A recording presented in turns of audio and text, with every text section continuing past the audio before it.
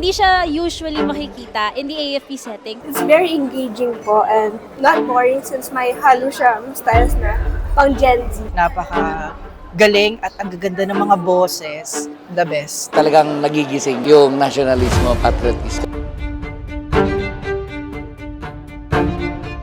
Hearing at the end, ang technicals natin are all soldiers din. Alam mo, mas lalo akong na-amaze. Hindi ko akalain na kayang-kaya pala natin. Ngayon, tumatay yung aking balahibo sa gala.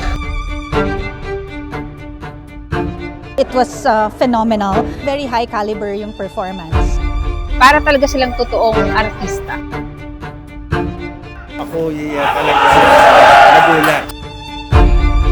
Nakakaalap talaga ng puso. Isang eye-opener po yung ipinamalas ng teatro. Naging aware ako na tanungin ko yung kanina sino ang tunay na Pilipino. Nakita namin no yung fusion ng from historical claim to our contemporary modern challenges. It's really a great production and I hope na mas mag-invest pa po tayo sa mga ganitong messaging, especially since in the creative side. Kasi unique way of learning. Overall, ang ganda-ganda talaga ng play.